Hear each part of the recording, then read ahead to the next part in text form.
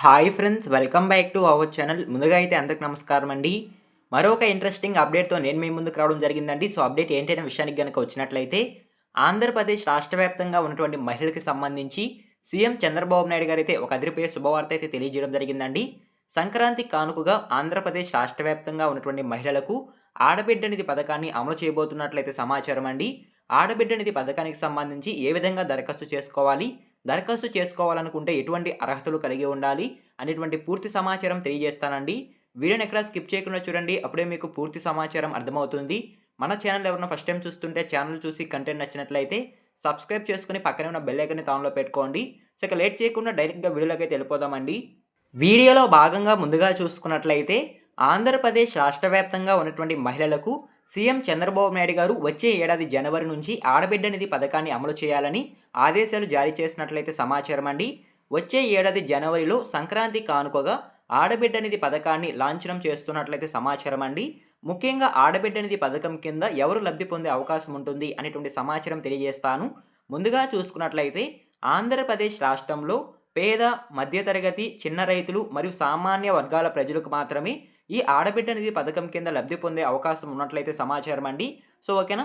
ఆడబిడ్డ నిధి పథకం ముఖ్యంగా ఆర్థికంగా వెనకబడిన రైతులకు, అదేవిధంగా గ్రామీణ ప్రాంతంలోని పేద కుటుంబాలకు మాత్రమే ఈ పథకం అనేది వర్తిస్తుంది అనేది సమాచారం అండి. సో, ఓకేనా, మీకు అర్థమైంది అనుకుంటున్నాను. ఆర్థికంగా వెనకబడిన కుటుంబాలకు ఈ పథకం అనేది వర్తిస్తుంది అనేది సమాచారం అండి. సో, ఓకేనా, మీకు అర్థమైంది అనుకుంటున్నాను. ఆడబిడ్డ నిధి పథకం కింద మహిళలకు ఒక ఏడాదికి 18,000 రూపాయలు, అదేవిధంగా ఒక నెలకి 1,500 రూపాయల చొప్పున బ్యాంక్ ఖాతాలో జమ కావడం జరుగుతుందండి.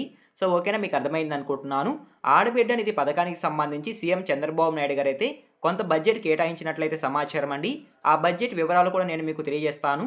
ముందుగా చూసుకున్నట్లయితే ఆంధ్రప్రదేశ్ ప్రభుత్వం బడ్జెట్‌లో ఆడబిడ్డ నిధి పథకానికి సంబంధించి దాదాపు 3,300 కోట్లు కేటాయించినట్లయితే సమాచారం అండి.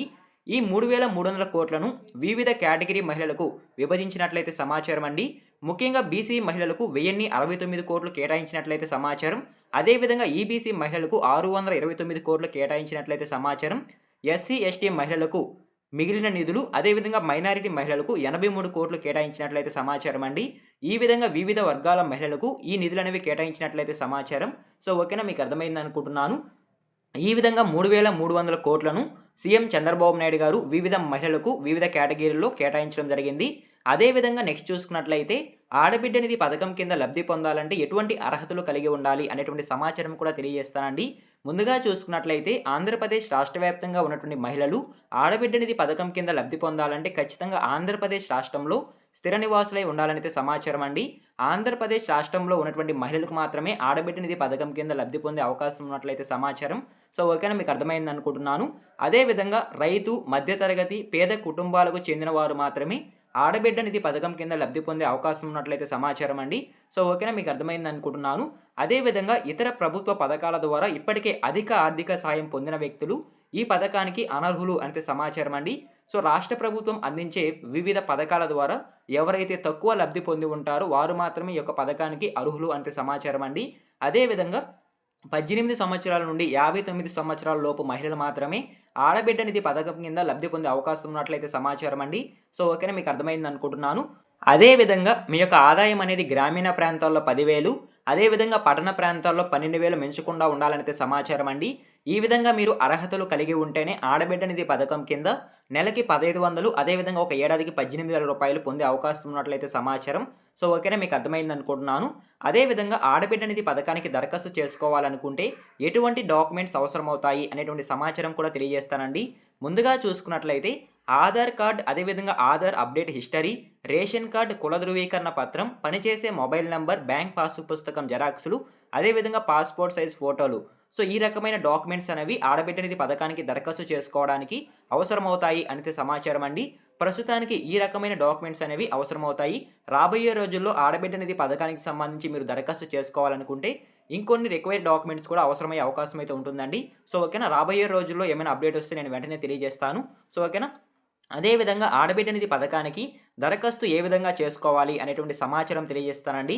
ముందుగా చూసుకున్నట్లయితే ఆడబిడ్డ నిధి పథకానికి సంబంధించి ఇప్పటి వరకు ఎలాంటి దరఖాస్తులు అయితే ప్రభుత్వం విడుదల చేయలేదండి.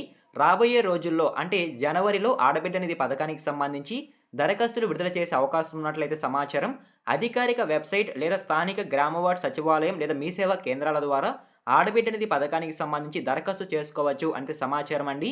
మీకు ఒక దరఖాస్తు ఫామ్ అనేది ఇవ్వడం జరుగుతుంది.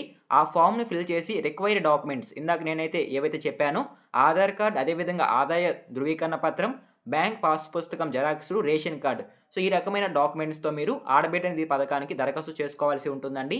సో, ఓకేనా, మీకు అర్థమైందనుకుంటున్నాను. ఈ విధంగా మీరు దరఖాస్తు చేసుకున్న తర్వాత ఎవరైతే అర్హత కలిగి ఉంటారో ఆడబిడ్డ నిధి పథకానికి వారికి నెలకి 1,500 అదేవిధంగా ఒక ఏడాదికి 18,000 రూపాయలు బ్యాంక్ ఖాతాలో జమ కావడం జరుగుతుంది. సో, ఓకేనా.